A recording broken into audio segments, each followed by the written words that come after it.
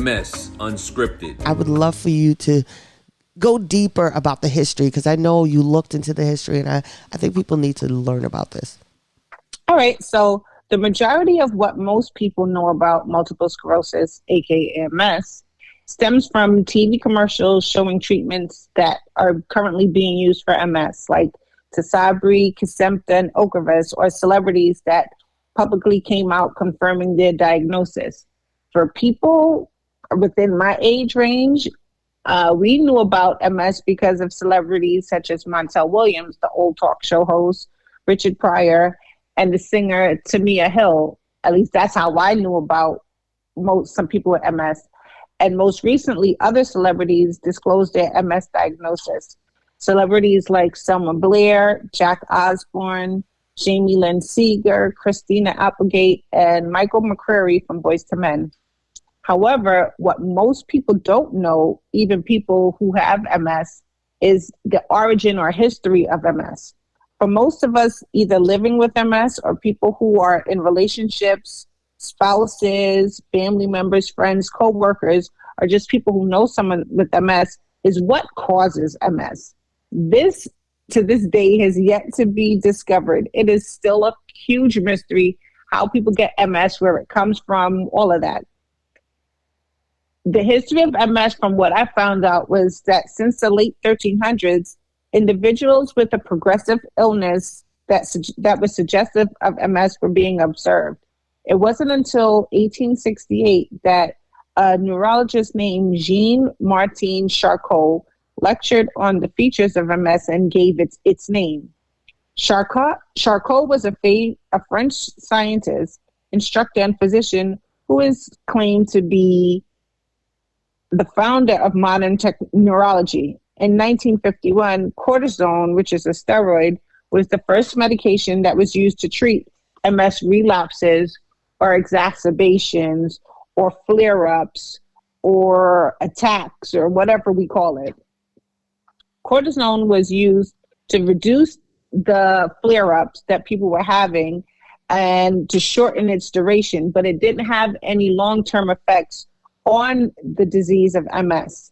Individuals with MS experience one or more of a variety of symptoms, possibly affecting them physically, emotionally, mentally, psychologically, and in other ways that others can't see, what is termed as the invisible symptoms of MS. The types and severity of symptoms differed greatly between people, both men and women, so one person's experience with this disorder can be different from another.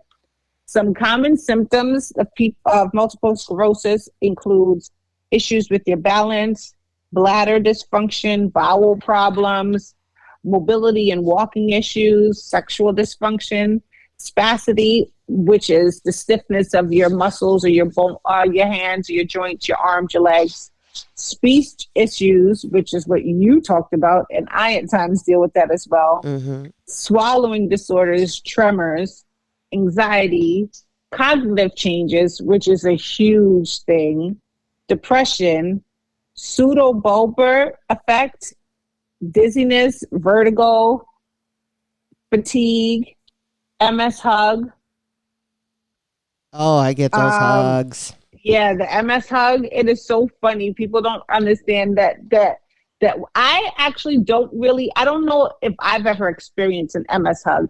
So in a future thing, I want you to discuss what that is or how it affects you, because I don't really know, or maybe I don't know if I've experienced the MS hug.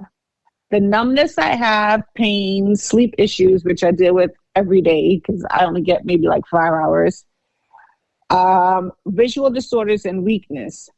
While multiple sclerosis has the potential to cause several different symptoms, the specific symptoms each person experiences varies greatly. MS symptoms are often compounded by extreme fatigue, which can be worse in the afternoon, sometimes relating to the rise in body temperature. Body temperature symptoms may temporarily be increased because of heat intolerance, which is a classic symptom of, or a classic tendency some people go through with MS, where they can't stand the heat. Like me, I can't deal with heat anymore. because a rise in your body temperature, be it internally and externally, causes someone with MS to feel so bad. It's a lot. It Keeping brings on cool, stress. It's heat it brings on intolerance. Oh, heat intolerance and stress. People don't understand stress is another thing that causes people with MS to have it flare up. Like, you can't be stressed or what, and saying not to be stressed is something that you can't really do all the time, because that's just life. Life is lifing, and you get stressed. And how can you avoid being stressed? Like, it takes a lot for you to kind of figure out how you're not going to let stress affect you, because you don't want to have a flare up. Like, it's so tough. With people recovering from a flare up or learning to cope with changes in their mobility, they go through sometimes rehabilitation with physical therapy and occupational therapy. What people with MS really need is other people to help support them. They need to participate in counseling or have their family members learn more about the disease to help navigate that person through dealing with it. Because, as I said earlier, once you get MS, unfortunately, your whole life has changed. You got to change your whole life. Sometimes they say, oh, well, just live like nothing's ever happened. But then there's some people who can't do that. People such as you and myself who can't do that. So yeah, it just is a lot that after all this time that has passed, that they still don't know the real origin of MS to kind of stop people from getting MS or developing. I can't even say developing MS. Mm-hmm. Like, it sucks now that, like, currently right now there's a blood shortage, but people with MS can't donate blood because they don't know if you're going to pass on MS through your blood. Like, really? It's just, Yeah. I couldn't tell with the 19 vials of blood they keep taking from me, because, I'm O positive. Okay, I can't tell with the amount of, they literally drain me so badly that the next month they'll say, oh, you're anemic. And I'm like, I'm not anemic. You took literally 52 vials of blood from me last month. Yep. So how am I supposed, well, so one doctor told me, if anything ever happened to you, you could save 8 lives. And I said, excuse me? He says, oh, you're O positive. And, we have a show. I was like, well, that was probably before you found out you had MS. It was. But now they'd be like, yeah, your blood is tainted. You can't use that. I can't use it. Well, somebody's drinking it. Somebody has to be doing something with it. This MS is so much to deal with that it's a lot. Like, we have to talk about how people on the outside of us deal with someone that also has MS.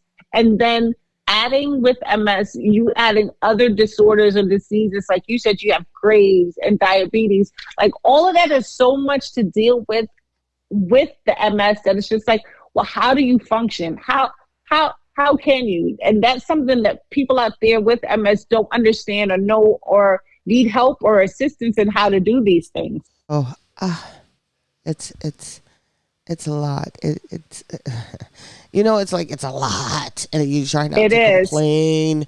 And there was a lady that you were telling me about from the 1380s, is it 1300s? Yes, her name, she was Saint Holland or something like that. I can't even remember her name. But she was the first person that showed symptoms of having MS, but they didn't know exactly what it was called. And she was from Holland. Saint Ludwina of Schickendam, or y'all know I don't know how to talk. She was the first person that showed symptoms or signs of having.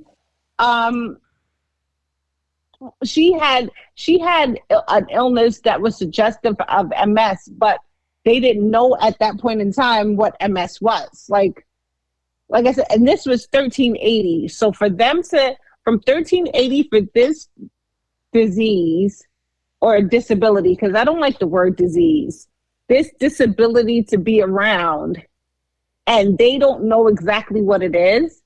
We're in 2025. How do you not know how this thing is originated, where it comes from, what causes it, if it's genetic, environmental, like they don't know anything. And for people that get it, and now it's a thing where every time you turn around, somebody else has MS. Like, there has to be something, there has to be a way for us to figure out how we can stop the onset of people developing MS or this becoming active in their system. Stay tuned.